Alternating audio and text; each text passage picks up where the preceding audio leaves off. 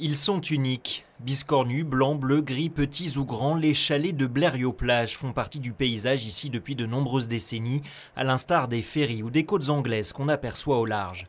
Certains, comme Loïc Lassalle, les ont aménagés comme de véritables petites maisons. J'y passe plusieurs mois par an en fait. Donc moi j'habite juste à côté, hein, à une cinquantaine de mètres d'ici. Et je pense qu'à partir de mai, j'y suis quotidiennement pendant quasiment 3-4 mois. Ouais. C'était sans compter sur un décret changeant en 2006 la loi littorale. Les constructions sur la plage doivent entre autres ne pas dépasser une surface de 2,50 m sur 2,50 m et n'y être installées que 6 mois dans l'année. La ville a dû lancer un devis en vue du démontage des chalets hors normes, les critères devant s'appliquer d'ici la fin de l'année. L'association des chalets Castor voit pourtant un intérêt écologique à ces propriétés.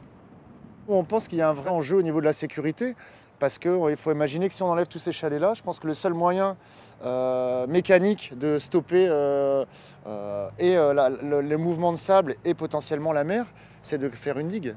Les résidents de la plage blériotine dénoncent aussi un projet économique derrière la destruction annoncée. Ça permettra à la ville d'avoir une concession de 15 ans pour pouvoir exploiter la plage et mettre des commerces.